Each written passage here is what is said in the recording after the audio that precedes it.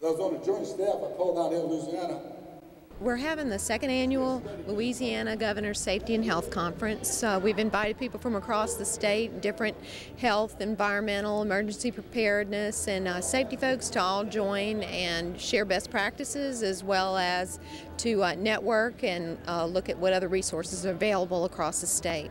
Our conference covers everything from the potential accident that could occur on the commute to or from work to the prevention and the information and training needed to prevent a disaster. What we're looking for is to create a collaborative network through the state of Louisiana. There are conferences across the country other states have, and when we saw that they had been going on for 25 and 30 years, we wondered why wasn't it standard issue to have a safety conference in the state of Louisiana. So we took a leadership role there, and we decided that what we wanted to do is we wanted to help lift all ships in the harbor.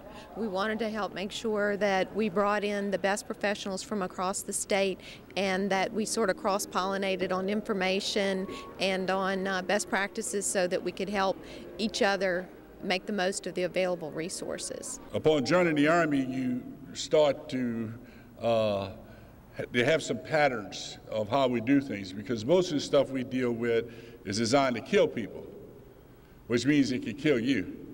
And again, safety was a part of that culture, where so far in the Army, we have a checklist and a doctrine for everything, and it goes into our safety risk assessment, and which is done every day by every commander.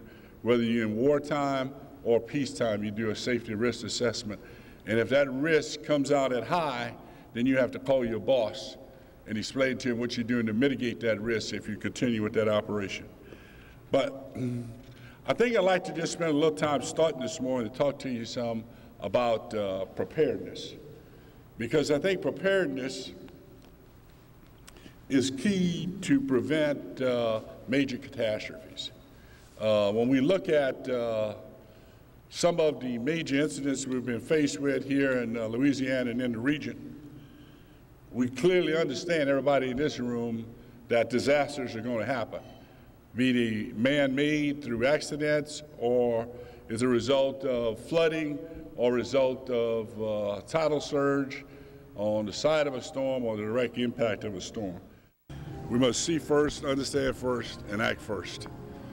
In the business of safety and preparedness, being good at responding is one thing, but the true art of leadership when dealing in public safety and with the safety of our employees and the communities that surround many of the industries we have here in Louisiana, is best to prevent a crisis than have to respond to it. Thus the bumper sticker, see first, understand first, and being prepared. The other thing is investing in preparedness is truly an investment that pays off. For every dollar you spend in preparedness, you save $9 in response. That's just in natural disasters. Of course, in a BP or some other type of calamity, it is much higher. So it's the right thing for businesses to do, it's the right thing for local and state governments to do, because it takes a total team to make safety work, to make public health work, and to ensure we protect the environment. Some of the issues are, of course, business continuity plans, emergency preparedness, on training, what matters, compliance, OSHA compliance, what you need to do to get ready for the new crane standard. Those are hot topics. The combustible dust is also another issue, as well as the wellness and preventive measures that you can go through in your community to keep it well. Other is text messaging, travel safety, corporate safety. The text messaging part is we've got some devices available now that keeps you from text messaging and using electronic media in your vehicle. So we'll be testing some things like that out. We also have an extreme safety zone, and what they're doing there is they're giving people a demonstration and respect for things like wearing your seatbelt and staying away from power lines. 15 people on average don't go home every day as a result of workplace accidents. So we want to bring that awareness to employers and employees, and also too it helps the bottom line. Rising tide raises all ships, as it's has been said, and safety does that. It brings value to the workplace. It brings a commitment and a camaraderie and an esprit de corps, and knowing that the employer cares, thereby raises productivity, thereby raises the profits, and hopefully that's spread across the business and everyone benefits. Safety in the workplace is important for many reasons. I think by and large my answer to that would be the employer's responsibility is enormous. Their products will not be built or manufactured, or services will not be rendered without their employees. So if safety is not a paramount, or at least a critical piece of their day-to-day activity, their products will not, or services will not be delivered. Safety is important at home and in the community as well, and there are a lot of crossovers, and the Safety Council Louisiana Capital Area does a good job of bridging all of those different areas. People who are injured off the job even can impact on the job status as well by being out of work and cost the employers a lot of money. People on the job who are injured on the job cost an awful lot to replace themselves in the workplace and so forth. So it spans a spectrum. It's not just in the workplace, it's in the workplace, in the community, and at home as well. When there's conflict, it's frequently because of lack of communication. And if it's not addressed properly, it hurts morale and it hurts productivity.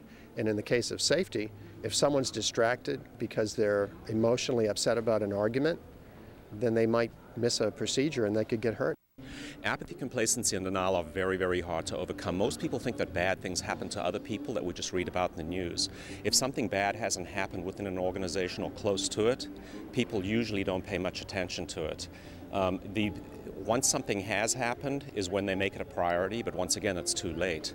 So we try to make one small victory at a time. It's impossible to change the collective mindset of people all at once, but if you can get people to turn their thinking around and become more proactive through conferences like this, then you're making one small step at a time.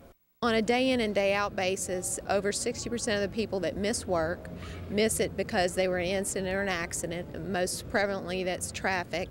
So for the safety and security of individual families, it's very instrumental. And we have to not only be prepared on the job, but also off the job. And our Think Safe, Think Family campaign is what's working to collaborate off the job safety and to come up with statewide initiatives to see if we can all get on board and move the needle on particular safety issues. For instance, distracted driving. This is a great conference. The variety of speakers and information that was provided, I mean, it's an opportunity that few employers have in one place during one time, and it was very valuable. I really enjoyed the conference yesterday and today. It's fantastic when you can assemble a group of folks like the Safety Council has with the Governor's Conference in 2 days from across the state and in some cases outside of Louisiana. With the caliber of speakers, the keynote address was absolutely phenomenal on both days. But the quality of speakers and the presentations, the material that's presented is really informative, and I think it will be a benefit to all that attended. People should come to the conference next year because there's an awful lot of information to be gained here. People who are experts in their field, when you sit in the sessions with them, you realize that they're gaining new knowledge and updating their knowledge. So I would say from a perspective of being at the top of your field, it definitely would benefit you to participate in this conference next year. What I've learned during the conference is that you can never stop learning. You never know everything. And anytime you come to a conference where there's a collection of thought leaders in the space, you're going to learn new and cutting-edge technologies and techniques to stay ahead of the game, whether it's crisis management and or personal safety issues. So I think anytime you can come to a conference like this and increase your mind share, it's only for the better of your organization and your people, as long as you go back and get traction within your organization and share what you've learned. People should come next year because they'll get so much value for the time that they invest. It's important that we are all ready. We faced numerous problems from traffic-related incidents and fatalities to combustible dust in our plants, and we need to know how to be ready for any disaster so that we don't have another Katrina, so we don't have another BP incident affecting our state. The Safety Council of Louisiana Capital Area is a 52-year-old organization that's been dedicated to safety in the workplace, community, and the home. And what we have done is we've sort of morphed over time based on what the community needs. And in our particular case, because we're very heavy in the industrial sector, there's been a lot of need for process safety management review and a lot of need for occupational. So we've sort of migrated from patrol boy safety to occupational and safety, security, working with industries to make sure that after people are hired that they're ready to go to work in the industries and that they're safe. This conference is open to anyone within the state of Louisiana, and we would love to have all of our safety directors, safety managers, emergency preparedness professionals, people from our municipalities who are really interested in learning how do we make Louisiana #1 in what counts the most. We've had some incredible speakers, national caliber folks that have come. We've had folks come from Seattle to share corporate safety, and it's almost what General Honoré talked about. He talked about resiliency of the state and the individual organizations, and so what I'd like them to take back is a toolkit so that they can go back Monday morning and evaluate and look at what else they need to do to create that resiliency for their own organization and their own industry. Plans are already underway for the 2011 conference, which will be held September 27th through the 29th at the Baton Rouge River Center. And how can people get more information? They can contact us via the website at thesafetyexpo.com or by calling the Safety Council at 225-282-3264. And we'd be happy to have them as part of our planning committee, and our meetings start in November.